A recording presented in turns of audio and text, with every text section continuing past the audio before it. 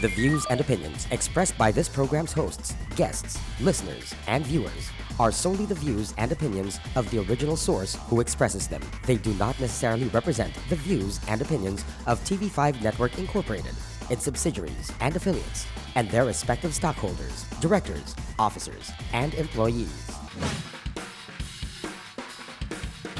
Sounding off from Los Angeles, the undisputed king of podcasting, who's all about the good times, Mo Twister.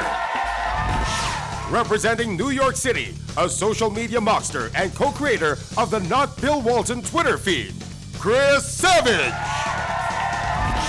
All the way from Sydney, Australia, a basketball media veteran and unapologetic cultural critic, Bradford Graham. Holding it down from Manila, a seasoned sportscaster with the studio skills to pay the bills, Jinno Rufino. This is Full Court Report.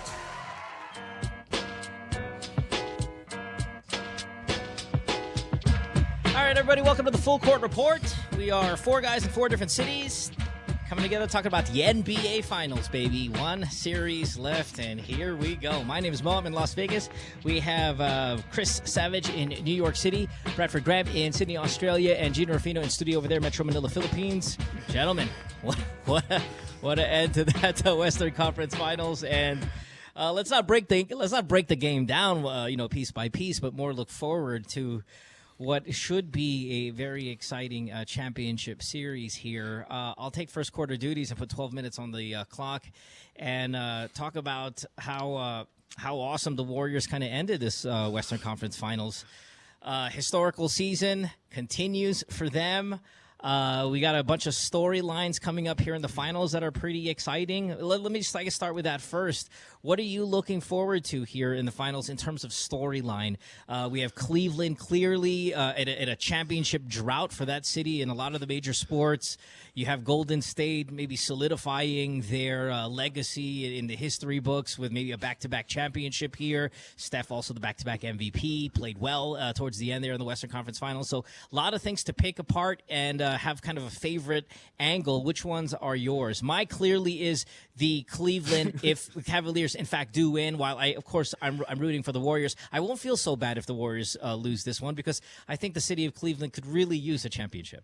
Someone's hedging his bets. Someone is hedging his bets. Wow. No, I mean, really, I'm not a big LeBron fan, not a big Cavaliers fan, really, at all. And in a game where we talk so much about the players and, superstars and this and that, I feel for the city. It's a pretty crappy city, I hear, and it would be nice. This is the thing.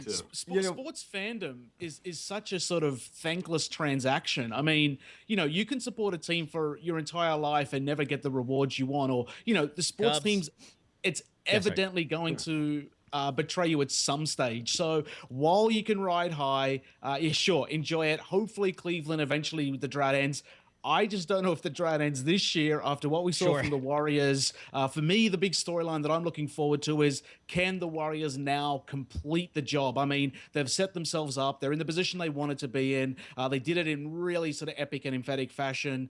And now it's a case of, can they earn their place among the five greatest teams ever? And can they complete the task at hand? And can that 73-win season now become part of, the pantheon of the NBA sort of success story? So for me, I'm still looking at the Warriors, still looking at Steph and what they've done, because I think LeBron's accomplishments, which we can get into in a little bit, I think they speak for themselves. But I think this Warriors outfit still actually has a lot to prove. I think their history is still being made. And for me, it's not conclusive yet. I need to see a commanding performance from Steph and these Warriors before I'm going to acknowledge them as being. Yeah, wow. Still, man. Yeah. Even though how impressive it was to be down 3-1 to your Thunder with 40% of the NBA's top five players on that team in a superstar league when two of the five best are there, and they still took them down. You're still not convinced. But the point here is that the reset button gets pushed. They go back to zero. I mean, we've seen before Reaching the finals. But your respect level goes to 0. I want to know why. Like, come on, man. That's harsh words. No. This is a case of I just want to see what Steph is made of. We saw in that Game 7, that second half was incredible. Him and Clay are lights out. And I think that if they can guide this Warriors team to the 2016 title, I think it does effectively enforce the belief that the NBA has well and truly changed. It's now a 3-point outside-in game. And Steph and Clay deserve everything that comes with the winning of this title. But to get there, they've still got to overcome King James, and he's not going to go quietly into the night. So it's an epic match in front of us. And I do think Steph is now going to be in control of what his legacy is, and this is where history is made. So no matter if they took him out last season. Again, I think some people, the way it's presented sometimes as if this is the first time LeBron is going up against the Warriors. Remember, he got beat last year. And he did. He got beat, but he was wounded soldiers. This is the first time we've seen 2 full-strength squads clash in this final series to decide who gets to raise the trophy at the end. So, again, like I said, storylines going into it can change, but right now my attention is completely on Golden State. My storyline is Brad wearing a suit right now. I mean, bravo. Wow. What's this? He's wearing a suit. But Mo, going back to your point. The finals, man. You got to bring it formally, right? That's true. Going back to your point about Cleveland, the title drought in Cleveland and how I think that city deserves a title. I tend to think that's for me anyway. That's a bigger story than the Dubs making the 73 really count, because and plus the fact that if LeBron loses again in the finals, I mean we're talking about. we're gonna go more on this in my quarter, but 7 times he's been to the finals, he's only won 2, and if he loses this one, imagine how big he kind of becomes the Buffalo Bills of the NBA in that sense. But I just think that the city of LeBron, Cleveland, man, he's untouchable. Steph loses 2 games in the Western Conference Finals, and he's a hoax. LeBron loses 5 championships, and he's the difference here. The difference here is I just think that the city of Cleveland, the title drought in Cleveland, and Mo, you said the city is kind of crappy, or I mean, Chris has said it as well. Oh God, it smells like sewage. But actually, when I was there last year, I was really impressed with the city. It was much better than I thought it would be. You sure you landed in Cleveland and not maybe another city that sounds like Cleveland? It was, and even the people in Cleveland were very warm and very helpful. But for me, Mo, the Warriors don't have to prove anything to me. If they win a title, they're one of the great teams of all time, and what they've already proven, that they're still one of the greats.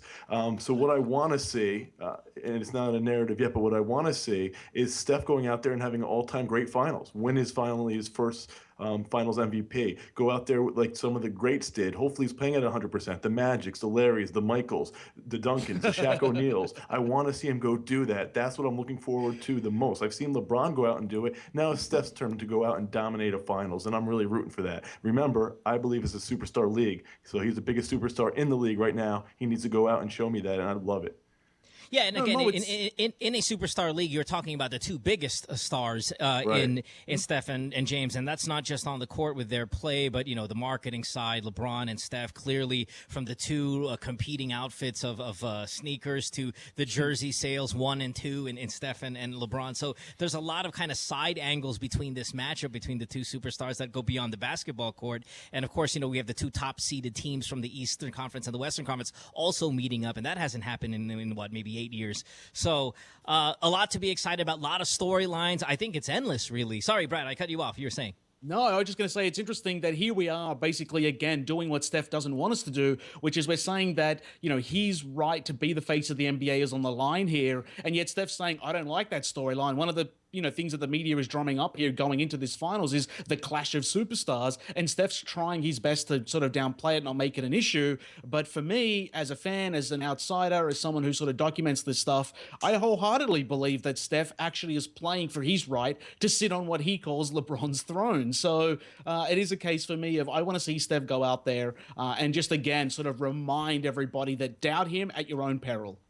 Yeah, seriously, Sure. he has a chance to snatch the crown for once and for all right now. Well, maybe not for all, but he's playing LeBron at full strength now. There's no excuses. He's the king of the NBA if he wins. Right, and this no one. excuses It's a for team game, either no side question, here, man. right, Chris? I mean, that's the thing that I come from, the position I come from, is neither side has an excuse now. It's like Battle of the Titans, and the fittest sort of survive. Battle Royale. Let's And get you it know, started. again, if we go outside of the superstar matchup, the teams look so kind of equal that I know LeBron said it earlier that he doesn't think the Cavs Cavs are underdogs, and I agree with him. I don't think there's an underdog. I don't think there's a favorite. We're talking about two teams that play the small ball lineup exceptionally well. This is going to be a completely different look than the Thunder gave the Warriors. The Cavs don't have a true center. They're throwing out Tristan Thompson out there as their big man, and then I'm sure the Warriors will counter with their small ball lineup, their death lineup. So again, you got two coaches that are relatively young. Steve Kerr won his championship as a rookie coach. Tyronn Lue, rookie coach, kind of, sort of, this season as well. So rookie assistant again, coach.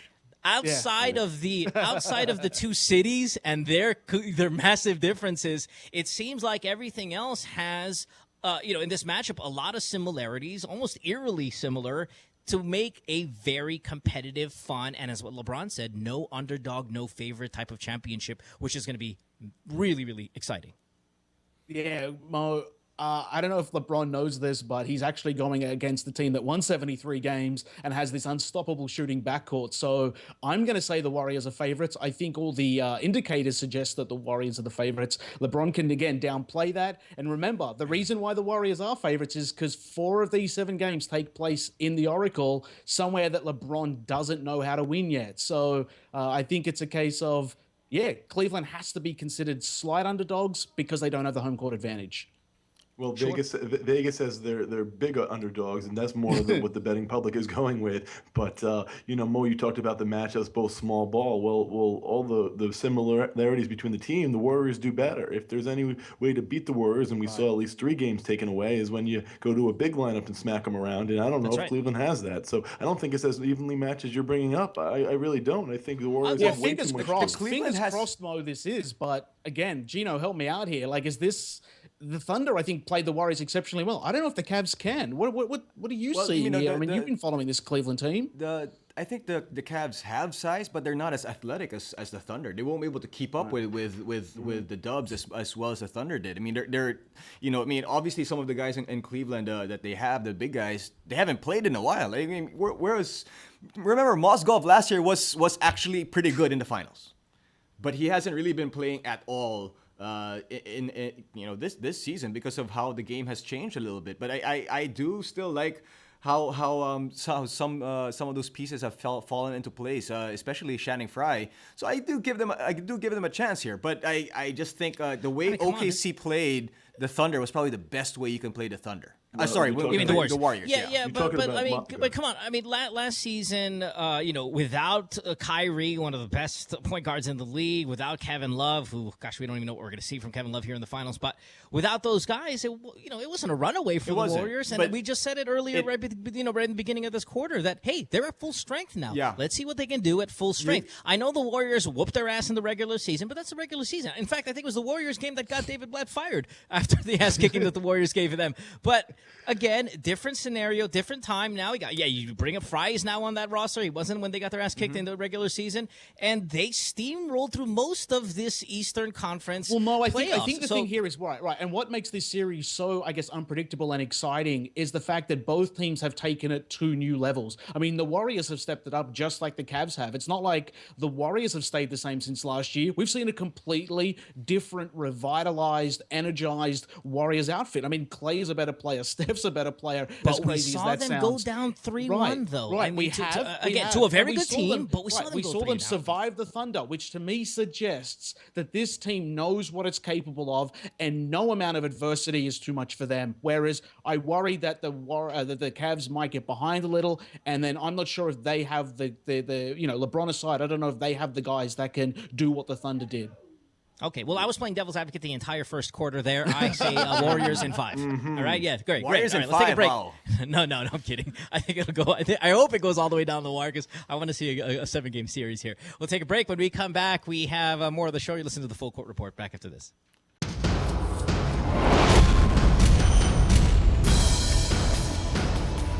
Welcome to the initial episode of No Holds Barred with the Dean, Finito Henson. We ask the questions, you get the answers. Did you feel rough that you didn't get the best import award?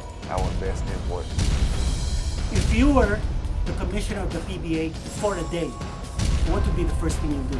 I'm not changing nothing. Tell us, Leland, last November, when Samboy, your husband, suffered cardiac arrest, what was your feeling?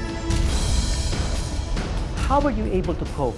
And what kind of magnitude of expenses are you facing? It's not good.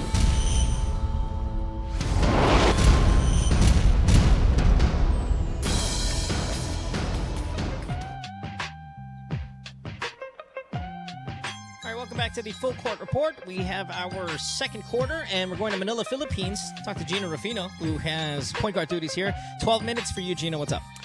Thanks, Mo. Well, we touched base a little bit of what my quarter is going to be about. It's more about LeBron James and what appreciating what the King has brought to the NBA, and of course, what kind of legacy he's going to leave with him, and of course the accomplishments that he's had. Like I said, in the first quarter, LeBron James seventh time in the NBA Finals, 6th straight Finals appearance. I mean, how many people can say that?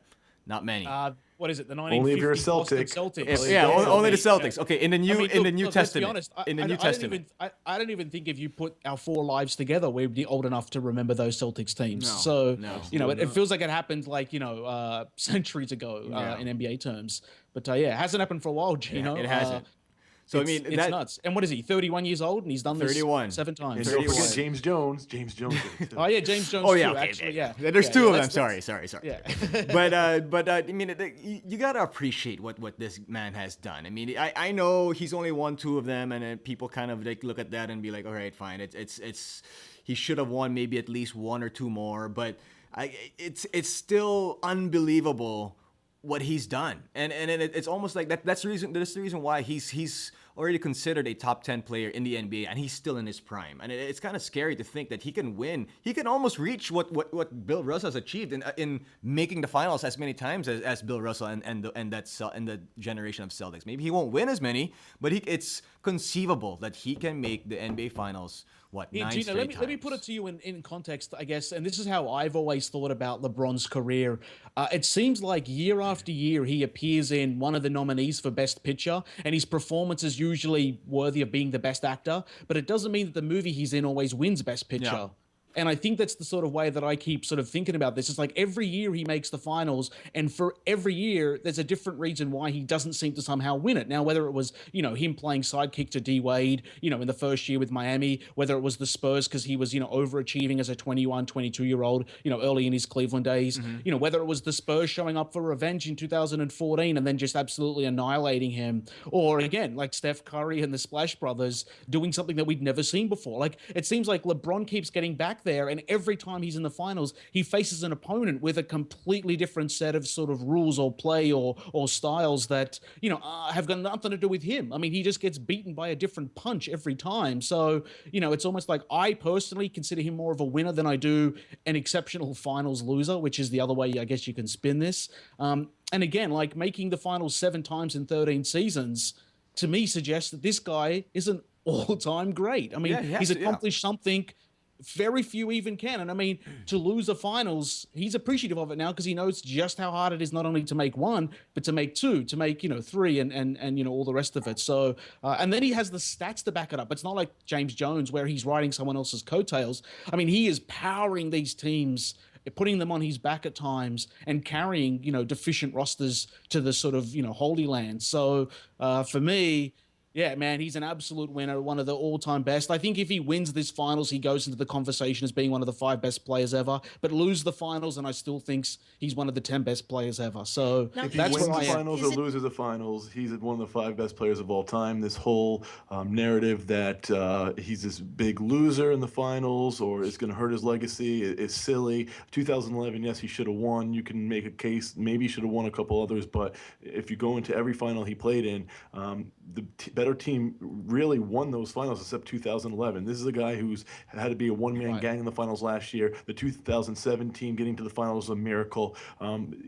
Obviously he had the big 3 with the Heat, but they were breaking down by 2014. This guy, as you said, Brad, he's faced a different kind of punch each time he was there, and he's got there to be able to take those punches. And we shouldn't penalize him for getting to the finals all the time. Do we want to give props to Kevin Durant, who went to 1 finals, and say, oh, he's only lost in the finals once? No, LeBron has gotten there, and we're not going to penalize him for getting there as many times as he did. Don't you guys criticize this, like, again, to bring it up like a broken record, but don't you guys criticize Steph for the same thing? Like, if he doesn't win, it ruins kind of the MVP season. It ruins a 73-win season. Like, I just don't see why we always seem to give LeBron a pass when, listen, you said he should have, wait, hold on. Let me finish. Let me finish. Wait, let me finish. It's good for the show, and then you guys can kill me. I don't care. Number one, you brought up, he should have won another one, but he could have lost another one also if it wasn't for Ray Allen. He could easily have only one championship in all of those years. Number two, he has come to the finals every year in a very weak conference every year. Like, those Eastern Conference playoff teams are awful, just like they're as bad this year. Boy, were they bad this year. It was unwatchable this year in the Eastern Conference finals, and I'm sure you guys would agree. This year, I would say, and I would happily say this year's road to the Eastern Conference Finals and the road, to the NBA Finals to represent the East was definitely easier than it's been in previous years. And again, there was no, back when he was in the Miami days, I mean, they still had to fight really gruesome Roy Hibbert, Paul George, Pacer, David West teams with the Pacers. They had to face the mighty Celtics with the Big Three when they had them. I mean, LeBron has had his fair share of, Derrick Rose and the Bulls at the peak of their powers. He's had his fair share of Eastern Conference challenges, usually in the conference finals, and he's always managed to find a way how to win, whether that's teaming up with LeBron or whether it's doing it on his own. But it is a case here of this year. I just don't see him doing it on his own as often as I think we give him credit for. Sure, but he also down 3-2 in various series. He's also had monumental historic games. I mean, he understands the situation. And remember, this is a guy who's been in the spotlight since the age of 15, 16, and he's known that he was preordained to be great from the day that he picked up a basketball. And then he's come through, and he hasn't necessarily won the trophies that Michael Jordan has, or Kareem, or, even Magic at this point, and Kobe and the other sort of great perimeter players.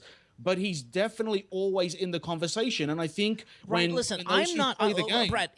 I'm not taking away from his individual ability, his basketball ability, of course, sensational up there with the greats. I'm talking about the reputation of being a winner, giving him a break every time he loses, and I think that we're just a little too generous. We're a little too generous with LeBron. He puts together super teams. He goes out like come on, he's the coach, he's the GM, he's this and that. He's putting these super teams together. Hold on one second, and then when he loses, it's like, oh, okay, maybe it's something. Maybe it's this. Maybe those teammates. Maybe the chemistry is not there with the group that he assembles. I think he underachieved. Now, I'm not going to say this. I'm going to say this for the record. He underachieved in Miami. They were in the finals 4 times and won 2. To me, and the team they put together in Miami, he underachieved in Miami. But that doesn't take away from the fact that 6 consecutive finals, 7 consecutive finals. If he makes 10 consecutive finals, I mean, that record as a standalone, piece of trivia is incredible. Is incredible. You talk about super teams in weak conferences. But when he gets to the finals, they're not better than the teams he's going up against, except in 2011. And Mo, I did not give him a free pass in 2011, and I won't give Steph a free pass this year. I would have gave him last year if he lost in the finals. He's on the better team. He's a unanimous MVP. I torched LeBron in 2011. I torched him a bit in 2014. I didn't give all these free passes, but I'm saying from a legacy perspective, geez, I mean, we can't take shots at this guy. This guy has been the king of this league for 10 years. Yeah, I mean, how can you take shots at him? Because his body of work just shows how great he is. I mean, all I'm saying is overrated, perhaps. Now, you can say no, and I'm fine with being wrong there. I'm just saying, with 2 wins out of 7 chances to do it in a decade of a very weak conference. So I think getting to the finals is a little overrated because of how weak it is. When you get there, though, and you face the best that the West has to bring, he has lost a great majority of the time. And maybe if it wasn't for a lucky 3 by one of the super guys he put on his team, it would only be 1 out of 1 out of 6, 1 out of 7. So we're going to penalize him for getting to the finals. I mean, he's facing better teams when he gets there. I'm just saying a little overrated. Just a little overrated. It's not overrated if he's achieving what he's supposed to achieve, other than 1 year. And we're talking about, if it wasn't for an offensive rebound by Chris Bosh and a 3-pointer, guess what? It did happen, and that happens all throughout finals history. But you said the same thing. He should have won another one. I'm like, okay, but he could have also lost another one. He did win 2013, and he should have won in 2011. But they didn't get it done. They should have won 2011. They didn't get it done. I don't give him a free pass for that one. And they did win 2013. That's legit. That happens all throughout NBA Finals history that someone steps up and hits a big 3-pointer.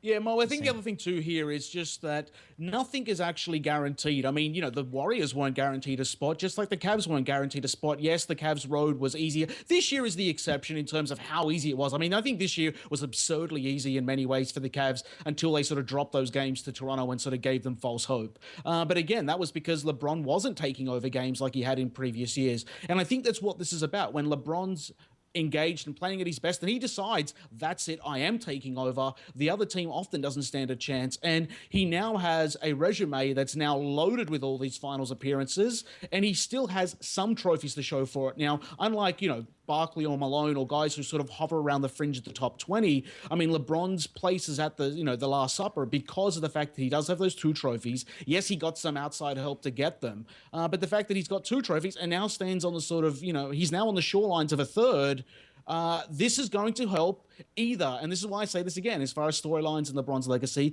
this either takes him up a notch or it keeps him at the peg that he is. I mean, he doesn't go backwards if they lose. He can only go forwards from here. He can either go into the top 5 or stay in the top 10. I mean, the same thing about one shot, one play, one rebound, one thing. I mean, that's true of almost every finalist because everyone gets breaks, and it's how you take advantage of those opportunities that defines your career.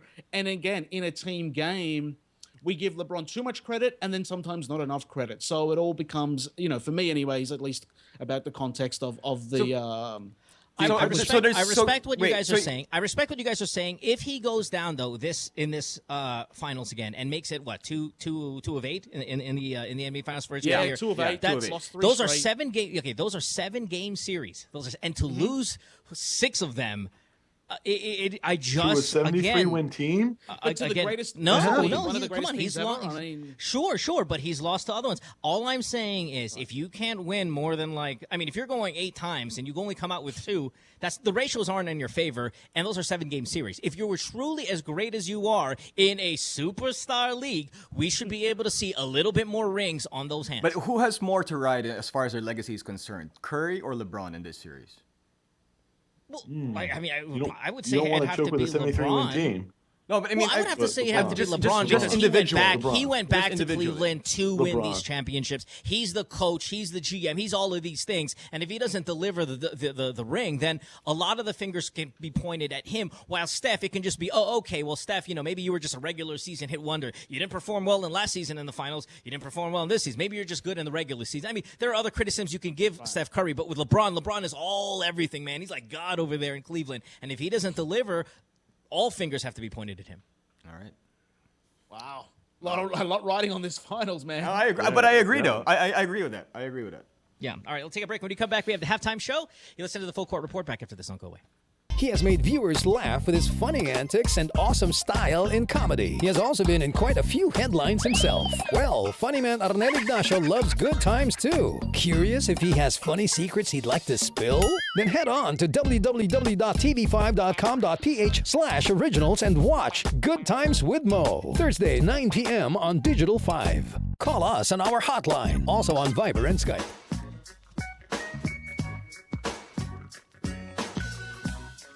All right, back to the Full Court Report. It's halftime. Take a break from basketball talk, and let's keep it light here.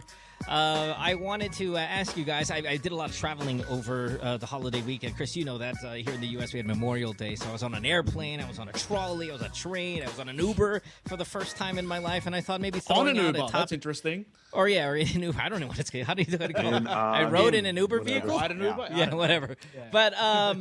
I just thought, I'd throw this question out there, man. Planes, Trains, and Automobiles, one of my favorite movies of all time. Do you have any interesting stories about your commute? I know, Chris, again, living in New York, there's a lot of funny, weird, eccentric people on the subways. Brad, you travel all the way from Australia, so you probably spend more time, than any of us on an airplane. Jinno, Manila's traffic is freaking legendary, and you travel a lot as well. Let's just kind of go around the room and tell a funny travel story. It could be from your house to work or somewhere abroad, whatever it may be. Brad, I'll go with you first in Australia. What's up? Sure, thanks. So on my most recent trip to the US, I happened to be riding the L train going from Brooklyn back to Manhattan. And I'm standing there, got my luggage. I'm exhausted from a day out, whatever. And then I look to my left, and there is comedian Louis C.K. And I thought to myself, hey, that's Louis C.K. Maybe the funniest man on the planet. Maybe the funniest man alive. And so I basically then sort of looked around. No one else was sort of saying or doing anything. And then I looked to my right and I saw this woman slowly sort of look up, notice it was him, pull a sort of weird face like, oh my God. And then, of course, she looked at me. I smiled and nodded. And then we both looked at him. And then he was just checking his phone. And then I made sure, luckily for me, we both got off at the same stop. So what do? I stalked him for the next sort of, mile or so just to sort of figure out where he was going. With your luggage. Yeah, Did with you my make eye luggage. So contact? it wasn't Did like you I make, could hide kind anywhere. of I a was really a big man-on-man eye bag contact? behind me. But thankfully, he didn't see me, didn't care. I didn't think there was any cameras around. But Louis C.K. up close and personal. Look, wearing a pair of jeans, sneakers, and just a regular T-shirt. Regular guy. Didn't say anything funny, unfortunately. But whatever, man. Yeah, Cool story comedians to tell never the really kids. do, right? Yeah. All right. Let's go to you, Chris. What's up? Sure. So, I mean, I have plenty of stories in public transportation in New York City, but it's become commonplace to me. So I actually won't go there. I'll go to when I was on vacation in Barbados, and the people I was with, they had family down there. So, they had access to the cars in Barbados. Well, I had to give it a try. I had to drive in Barbados, which I drive on the right side of the road. They drive on the left side of the road in Barbados with the steering wheel on the other side, where I call it the wrong side. And just trying to cut the left or go wide on the left turns and cut the right turns. Let's just say that it was not easy. I was driving up on curbs on the side of the road. Wow. Finally, I was pulled over by the Barbados police. And they said to me, "You must be an American, huh? How'd you get access to this vehicle?" I said, "Yes, I am." They said, "Whoever vehicle it is, give them a call. Have them come here now, have them drive it back, and we won't do horrible things to you, like throw you in the slammer overnight in a Barbados jail." So luckily, they had mercy on me, but if there was a videotape of me driving, it would definitely be 2 million, 3 million, 5 million, 10 million clicks on YouTube. How big was the bribe you gave them, Chris? No, luckily I didn't have to do that. But the car, Brad, was extremely small. I also never drove a car that small either. Too good. Jinno, what do you got? I'll go local. I think I was in maybe 9th grade or something like that. I was still in high school.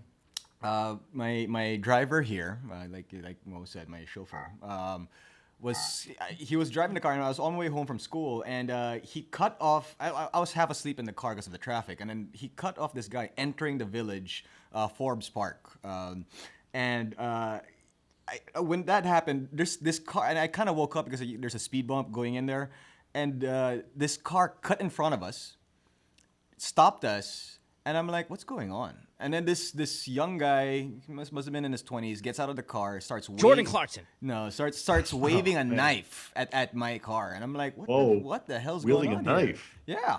And my driver looks at me and he goes, "Do you know," in Filipino, "Do you know who he is?" I'm like, "I have no idea who that is." So he gets out of the car, and my driver Ping Ping's kind of nuts, right? And he starts yelling at the other guy, and eventually, the guy, I can hear him from inside the car. He says in Filipino, "Don't you know who I am? I'm the son of so and so," and whatever. It's like whatever. But because my driver was so crazy and intimidating, he had this shaved head. He was a big dude. The guy with a knife gets back inside his car and drives away. And then was it a kidnapped attempt? No. It wasn't. Apparently, I think what I think happened is that my driver kind of cut him off entering the village or something like that. Road rage. Little road rage. It was road rage. That happens to the best of them. Yeah. But So does everyone road carry rage happens a knives lot over here. there? Yeah, that's scary, man. Yeah. Quick story. I'll call a timeout for the halftime. I don't even know how we can do this. Let's call this the half court shot part where the fans kind of get money. So we'll extend it a little bit. But traffic in Manila is legendary bad. I had the perfect storm of just crap, which was a Friday night payday. There was a typhoon. So, if you want to go 2 miles, it's going to take you 4 hours, 5 hours. You know what I'm talking about. So many of those times when you're stuck in the vehicle like that, you have to poo or you have to use the bathroom. And I had the upset stomach and I had to blow a load there. It was, wow. Whoa, sorry. That was a little sexual. Yeah. No, I had to kind of drop liquid deuce. And what I did was, that's again. so much better. Yeah. So what I did, I was sitting there and I was trying to, my stomach was going to explode. I was panicking and I thought, what would MacGyver do? So I look over to my passenger side seat. I see that I have seat covers on my car. So I unhook the seat cover. Then I unhook the headrest, right? and I take a shit right there on the passenger seat. Oh, no. And because I unhooked everything, I was able to wrap it up with the seat cover, and then I took the headrest seat cover and I used that to wipe my ass with it as a tissue. Then I put it in the thing. I lowered the window and I threw that freaking thing outside right onto the street, and I drove it. I don't know if the story's more troubling or the fact that you're proud of the story is more troubling. Oh, so proud of the story because I thought it was a real moment of brilliance. Because I was like, I could easily took a dump in my pants, but what I did is I saw the seat cover and I said, wait a minute, I can unhook that, make that into a bag, and use the headrest part to wipe my ass with it. And that's what I did. And I put it all together and I opened the window and I threw it out the window. Mo, I think you've misunderstood the point of the show MacGyver, but credit points nonetheless. Yeah, no, and again, one of many stories I could tell. That's my favorite one. See, shows a lot about mine. Yeah. Now let's blow more loads when we come back. It's the second half of the Full Court Report. Don't go away. A Sports5.ph original web show. My name is Dominic Uy, and this is my buddy Kevin Durant. We are going to be testing products to their nth degree, to their limits. Cars. How many car makers are not equipped with power steering? Gadgets. You feel the value of that watch. And everything in between. I don't like to pamper myself except in a restaurant. This is the web show for the modern man. Oh, let's go! Nth degree. Catch it exclusively on Sports5.ph.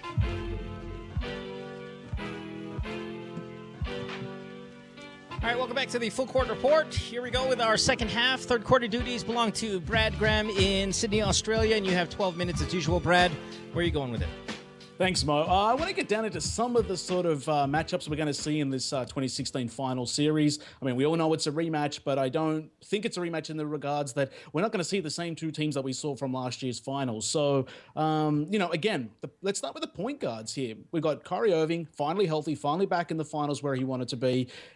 Great attitude, good. Everything about him seems like it's going in the right direction. Only problem is Kyrie Irving's got to find a way to sort of either stay with Steph Curry, whether it's just matching him points-wise, or at least try to disrupt his shots so he's not hitting these shots. But then after seeing Steph shoot step-backs over Steven Adams and co., we've got this maybe really lopsided matchup at point guard between Kyrie Irving, who is elite, versus Steph Curry, who may be the best point guard we've seen in, 30 years. So, guys, what do you think of the point guard matchup? He's definitely not going to stop Steph Curry. I mean, What do you defensively, guys he's a want to major see liability versus what out you there. will see? So he's going to have to make up the difference by having huge offensive games and being LeBron, that wingman there.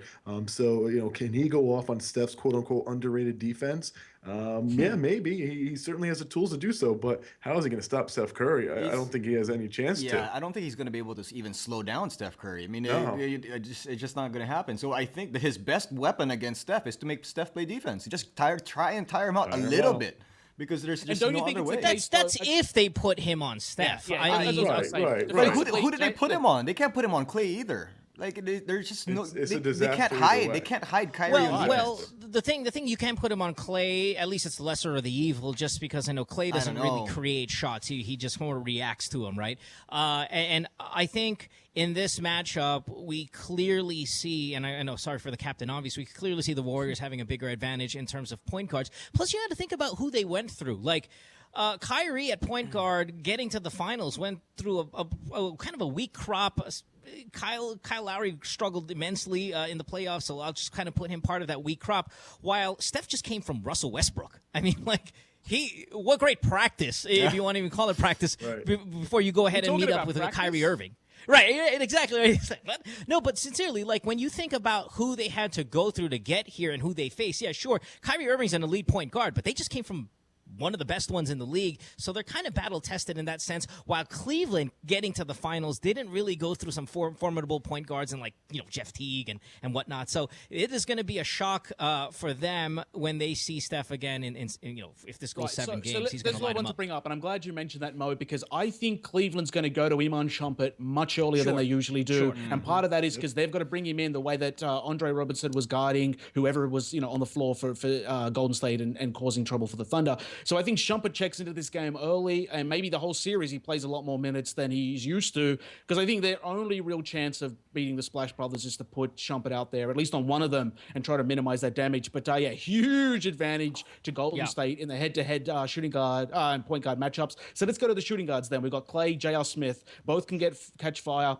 J.L. Smith just isn't on Clay's level at either end of the floor as it stands right now. Again, is it another huge advantage for the Warriors? And what can the Cavs do to try to basically slow Clay? Because you can't stop him.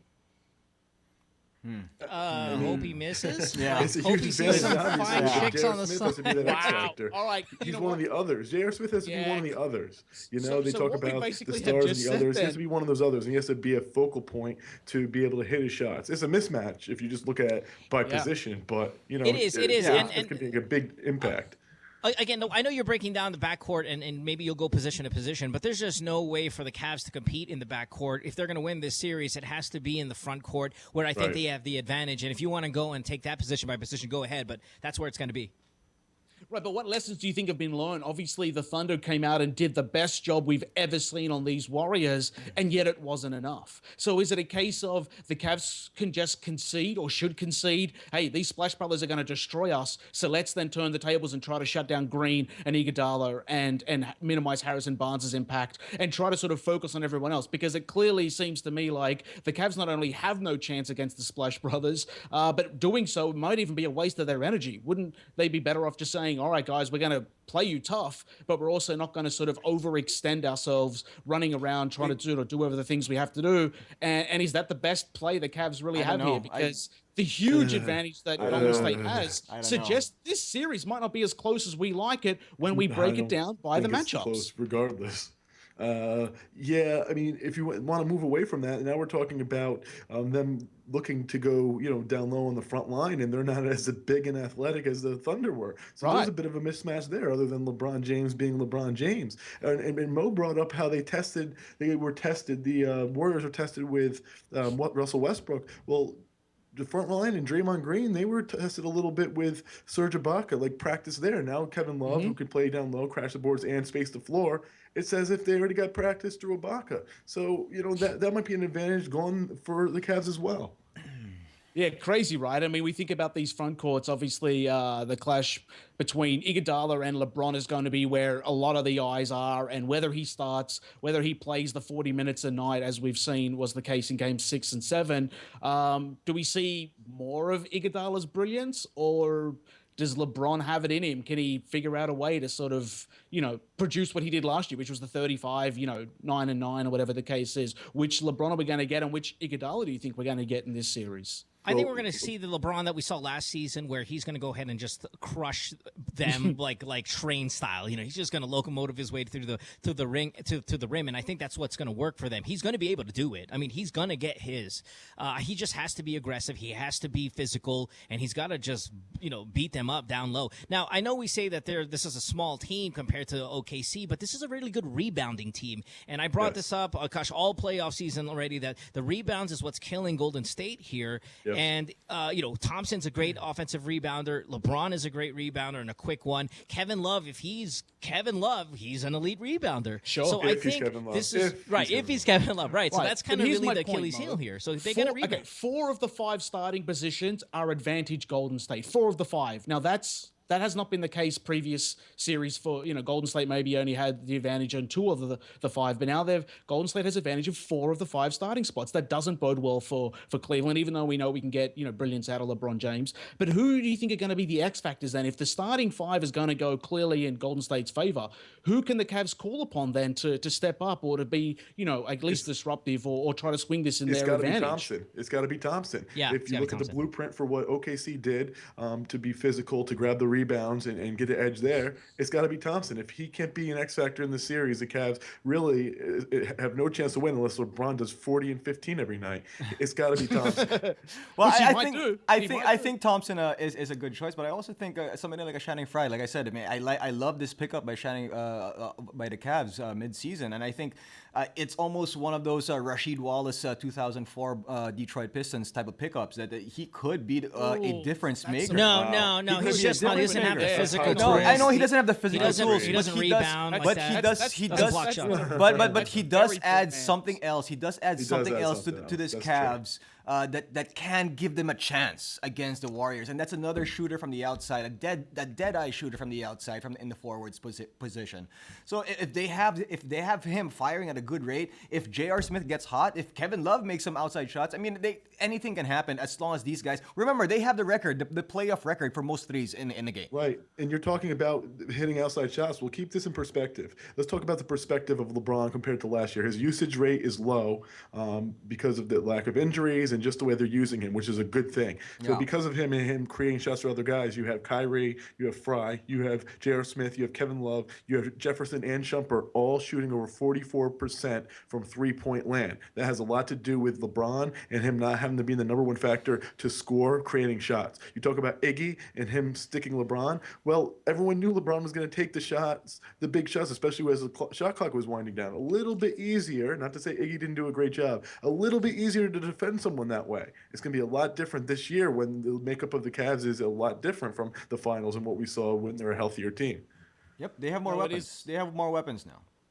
I think we're going to see Draymond Green have a big series only because he was clearly kind of overmatched at times against the Thunder. There's really no one on this Cavs front line that is going to give him problems unless James goes ahead and takes Draymond Green. So I don't know who LeBron is going to be defending. I'm kind of interested to see how this works out. Are they going to put him on Clay to get Clay, to physically kind of push him around, or if they're going to keep him down low? That was going to be my X factor. I think when it comes to Cleveland trying to swing the series back in their favor, or at least being able to play the first two games at a competitive level, I think they've got to get creative with their matchups, and I think their defense and their schemes and their systems are going to be really important. And I would put Irving on either Iguodala or Barnes if he happens to start, and I would put LeBron on Klay Thompson or Steph, and just have that bigger guy on him. Force them to just shoot long balls.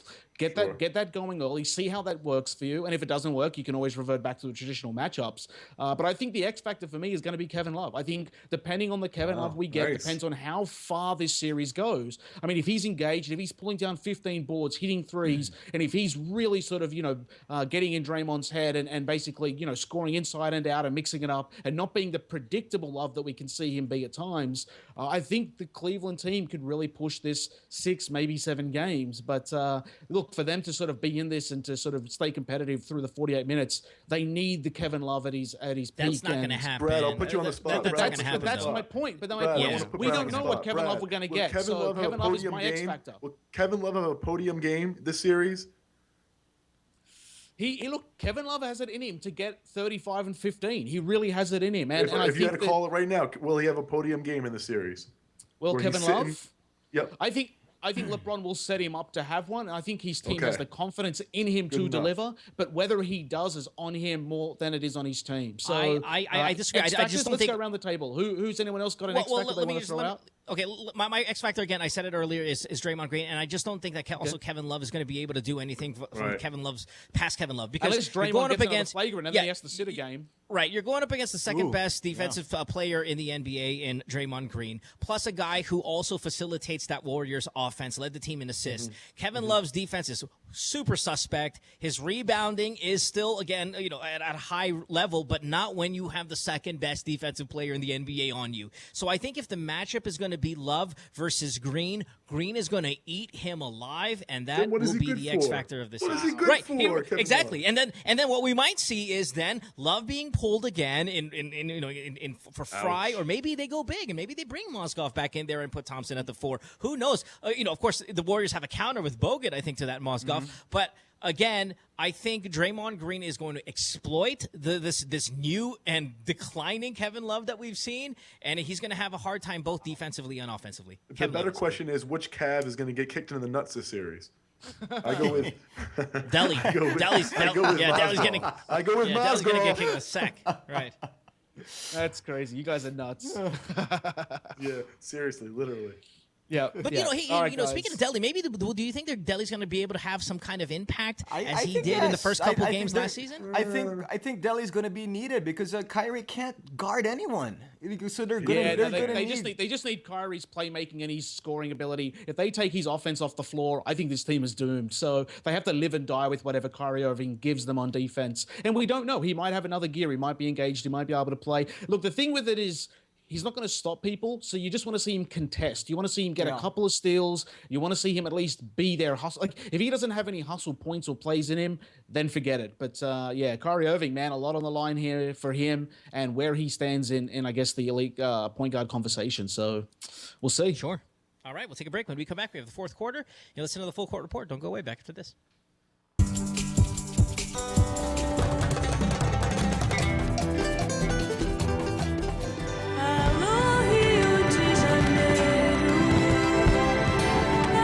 Rio 2016, August 5 to 21. Exclusive on TV5, your Philippine Olympic Network.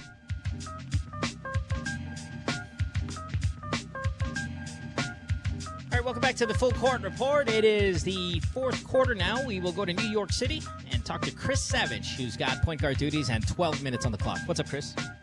Let's switch it up, boys, and do a little NBA Finals trivia. Oh, We'll boy. go around the room. Oh, boy. The questions go from a bit easy to difficult if we can get around to it. So I will start with you, Mo Twister. Wait, let me get a new tab up. All right. Yeah, go ahead. Sorry. Yeah, Chris, is this payback? Because I've been spanking you guys on the trivia all year long. I know you have been. No, this will be some easy stuff early on, Brad. We won't do your hard super trivia, but okay. Mo, which player averaged 40 points or more in an entire finals series? Ooh, is this a trick question? It's not the obvious, like Michael Jordan, perhaps? It is Michael Jordan, 1993. I said the questions start out easy. Yeah. Thank you. I appreciate that. Don't overthink it, Dad. Don't overthink it. Don't overthink. Hey, Jinno, which player had 20 or more assists in a finals game 3 different times? 20 or more assists? 3 different times in a finals game. Wait, in a final series? Or in a game, finals game, 3 times. Magic? Magic Johnson. See how easy they are early on? Don't overthink it. Don't overthink it. Right. Brad, who was the oldest finals MVP of all time? Ooh, that's a terrific question. I'm going to say Michael Jordan. The answer is Kareem Abdul-Jabbar at 38 years old in 1985. All right. Mo, Yeah, next here we one. go, baby. This is the 17th time in the last 18 years either Duncan, Kobe, or LeBron were in the finals. Name the year they were not in the finals. None of them. And who played? Wow. That's like 4 questions. No, I'm just prefacing for you. I have no clue. Well, who was it and what? The answer is 2006, the Mavs versus the Heat. Damn it. All right, no Jinno. No chance. Bunch of players this year in this year's finals born outside of the United States. Wow. Name the 3 foreign-born finals MVPs. There are 3 finals MVPs born outside of the United States. Who were they? 3 finals MVPs born outside of the United States. Yes. Olajuwon? 1. Born outside the United States. Olajuwon. Can we help him out here, Chris? Yeah, don't overthink it. Hold on. Tony Parker? Oh, yes. There you go. Parker's another Dirk? one. One more. Dirk. Yeah, there you go. All right. You guys got it. All right.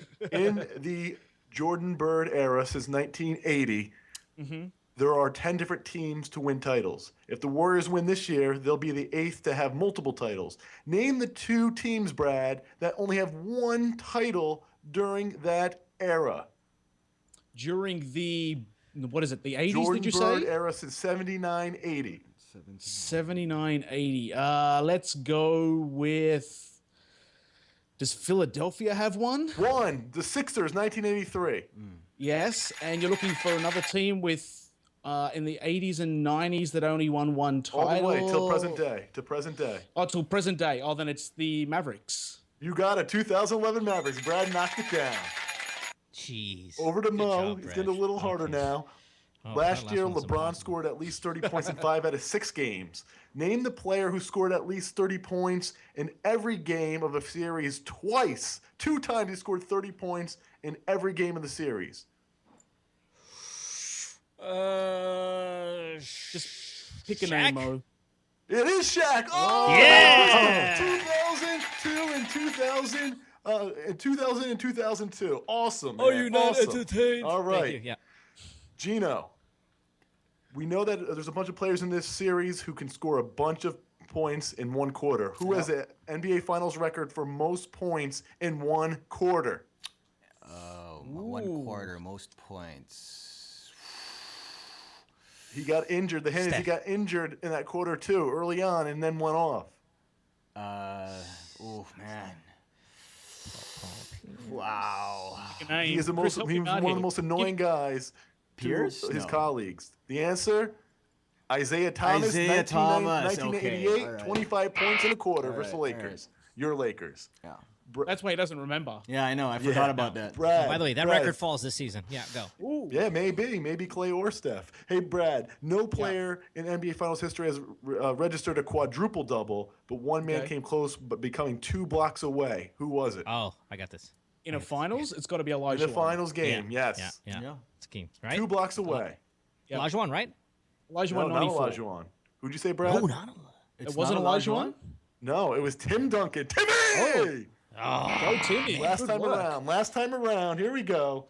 Okay. All right, Mo. We saw your boy Draymond specialize in the triple-double this season. But who was the only player to register a triple-double in a Game 7 victory? The Magic. No, but very close. He has a nickname because of him doing this. His name is Big Game James. James Worthy. Finals really? MVP in 1988. Yeah. Okay. All right, Gino. I got pressured with these questions. Go ahead.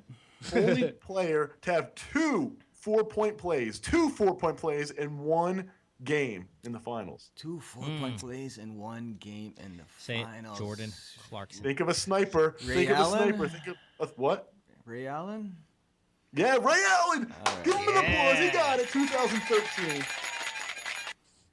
Last question goes to you, Brad, and it's a tough one. It's a very tough one. So the last 2 Finals MVPs have only been to one All-Star game, Kawhi and Iggy. I'm sure Kawhi will have a lot more.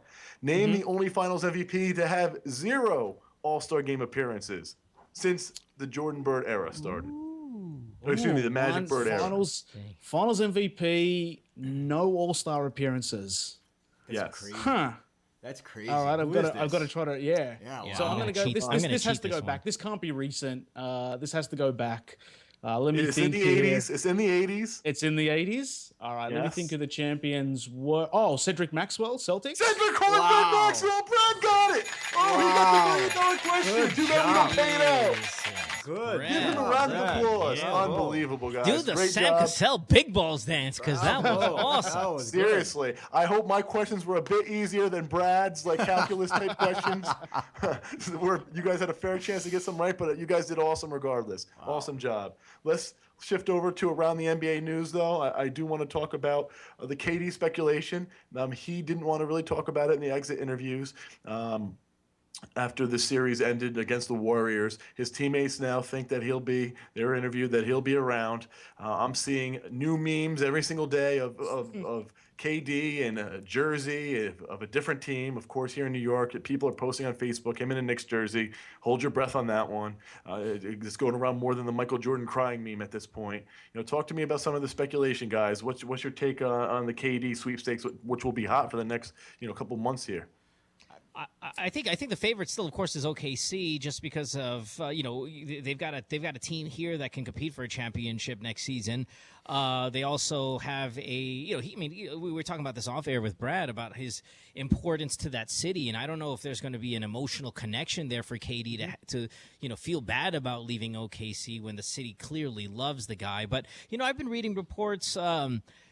Coming from out of Boston, saying that the Celtics actually know which players Kevin Durant wants to acquire if he's going to consider the Celtics going there. That his representation, and again, Brad, I'm going to throw this to you afterwards if you believe in stuff like this. But Kevin Durant's representatives have kind of told teams, hey, if you guys, specifically the Celtics, if you want Kevin to go there, these are the guys that Kevin wants on his team, and it's a wish list.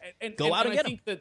I think that's the only way that they can safely play the free agent market until July 1, where he's unrestricted. And I think that's solely because, as far as competitiveness goes, only the Golden State Warriors offer him a better roster than what he currently has. So the case is that if he stays, he's a contender again. But if he leaves to go to the East to make his path to the finals easier, the Celtics right now aren't built for it. They just don't have the talent. And would you leave Westbrook and Ibaka and Adams to join Isaiah Thomas and Crowder and whoever else they've got making up, Kelly Olynyk or whatever his name is? I mean, again, Boston is a tempting market. But do you think that it's possible that the representatives went out there and said, Absolutely. okay, Boston, you have a chance if you get these guys? Of course. Right. So the way this is going to work is Kevin Durant's going to say, look, I'm going to start from zero. I'm open to all options. And if I don't like any of the options that are out there, I will return home and I will give this another chance with Oklahoma City. But at least he's going to entertain the offers from every suitor, whether it's New York, whether it's San Antonio, whether it's Golden State.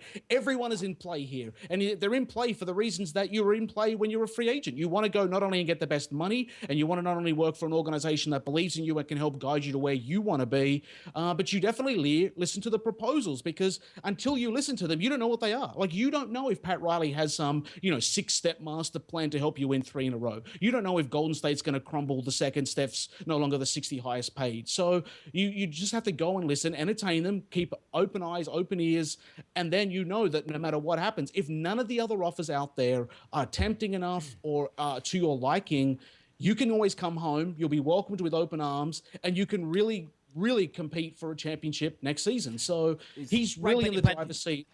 I think, yes, he's going to go. Legit. He's going to go listen to everybody for sure. He's going to listen to what they have to say. As he should. The pitch, and as he should. It's his right as a free agent to do so. But at the end of the day, I think he's going to sign a 2-year contract, second-year player option next year. Are we looking at Kevin Durant, a future player, head coach, and GM, LeBron style, no matter where he goes? But I think because the difference here, though, is he's not as interested in his brand as what LeBron is. Like, whatever the public perception of him is, he's more like Tim Duncan, where he's like, I want to be with an organization that wins, and I want to care about basketball and spend time with my friends and family. He's not as obsessed with being, because all that stuff's taken care of here, all that, the Nike deals and all the endorsement stuff, that's done now for him. I mean, he doesn't have to worry about any of that stuff. That's going to come to him no matter what. So for him, it's all about, how do I compete for a title? How do I be in an environment where I'm comfortable and I'm with people that I like? And like he said in his exit interview, he just wants to be around people who have the same agenda he does, who are, the same sort of spirit, the same sort of competitiveness, the same sort of fire. But we don't know if OKC is going to be able to compete for a title after next season. Of course, Russell Westbrook is a 1-year deal, which is why I said he will entertain the offers from Boston and LA and New York and Miami and everyone. He'll entertain them. But if he doesn't like them, he'll go back. Him and his agent and business manager will sign most likely a 1-year deal, maybe even a 2-year deal with a 1-year opt-out. Yeah. And then him and Russ will assess the climate once they get there after next season, because a lot can happen between now and then. And wherever Durant does decide to go, you know that there are other players around the league who will either happily join him or at least consider what, being his sidekick looks like. Well, I mean, do you think, though, again, just to go back to what you said, that, get the path to the finals is easier in the East? You probably don't have to go through LeBron to finally get there. You don't have to go against these West teams who look like they're going to be there for a while. The Warriors look like they got a core that's going to last and make a championship run for a couple of years. The San Antonio Spurs, while they lose the old guys. I know they were so close, but still the competition is so brutal out there in the West. You've got young teams emerging as well, that the East still kind of looks a little dormant if we're talking about volcano kind of action there, where you don't have to kind of, you don't have to go through some formidable teams. Do you think that maybe that a certain East team? No, that makes it more attractive, but it doesn't close the deal. Mm-hmm. Gotcha. Yeah, guys, do we have any predictions for the finals? Oh, let's get those in. That's tomorrow. Quickly. Let's go around. Let's close it out, Mo. Let's go around. Quickly. All right. Well, Jinno, let's start with you. You brought it up. What's up? Well, Mo, I mean, obviously, before the season started, Mo, I told you that the Cavs would win it. But obviously, I didn't know that the Dubs would win 73 games. But because I said it... Jinno, how dare you? The next 4 games are the only thing that matters. Take that 73 out. Because I said it, I'll still stick with the Cavs. In 6. Gotcha. Ooh. Really? Wow. They're not going to win Game 7. Close it out at home, huh? They have to close. That's the only way they'll win it. Okay. All right. Brad, what do you got?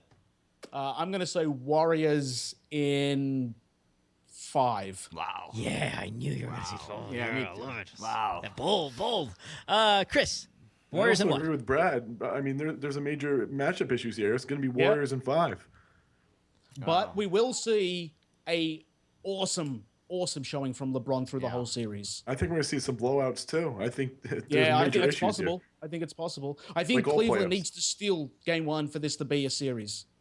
I think the Warriors' confidence isn't as high as we should, as we might think, coming down 3-1. I think we saw a team that, steamrolled through the regular season and then took some licks here in the playoffs, that maybe their confidence is a little shaken. So I think that the Warriors will win, but it might take a little longer than we think. No, I think the reverse is true, Mo. I think the reverse is true. I think the fact that they survived, the way they survived, I think the boost in the arm for them is just, I think they think they're invincible now. It's like an adrenaline, right, shot but I think their weaknesses were more clear now than at any point of the season. And I think that's something that the Cavaliers, especially with a brilliant mind in LeBron James, not just a fantastic physique and ability. Yeah, but we he's don't a smart know, guy. but this is the point. The whole thing with this series doesn't hinge on LeBron; it hinges on LeBron's help, and that's what we're not sure about. Sure, I don't think the Cavs are going to win. I'm not going to say they're going to win. I just don't think it's going to be in 5 for the Warriors. So I'm going to go Golden State in 7. Oh, okay. Wow. I think it's going to be one of those epic, Steph versus LeBron, and we're going to be all talking about it. And guess what? We get to have a show. We get to have a show. Yeah, well, great. And we'll get to have a show for 3 weeks instead of 2, if it happens. Yes? Lovely. All right. And then speaking of the show, let's get out of here. Enjoy the finals tomorrow. Again, it should be epic. And let's go around the room. Last line, little plug for our social media accounts, and let's get the hell out of here. Jinno, let's start with you. Well, first of all, thoughts and prayers to everybody in the UCLA campus. Some crazy stuff that's happening there. Happened there early this morning, Manila time. But anyway, you can follow me on Twitter and Instagram. It's at Jinnorufino, JINNORUFINO. Thank you, Brad. In Sydney, Australia. You can follow me on Twitter at @BackpackBaller. And again, everyone who's tweeted at me, really appreciate it. And let's keep the conversation going. Sure. Chris, what's up? Follow me on Twitter at not Bill Walton, and I'll repeat Jinno's sentiments. The gentleman who shares the account with me is a UCLA alum, very close to that tight-knit fraternity over there, still involved with the school. So, very sad news coming out of there, and my prayers too. Gotta get rid of those guns, man. But we're not gonna talk about politics here. Let's wrap it up. You can follow me on Twitter and Instagram. It's at DJ Mo Twister. Our next show is Sunday. I think that'll be 2. Would that be 2 or 3 games in already by that time? What is it? Thereabouts, right? 2 games in? We'll see you then, and we'll talk about, of course, the first part of the finals when we get there. So in the meantime, have a great evening, and don't forget to download our show. Interact with us at Full Court Report on Twitter. Tell your friends about it, and I want to thank the staff for doing a great job tonight. We seem to have a smooth-running show this evening, so thanks, staff, for that. Have a good night, everybody. Bye-bye.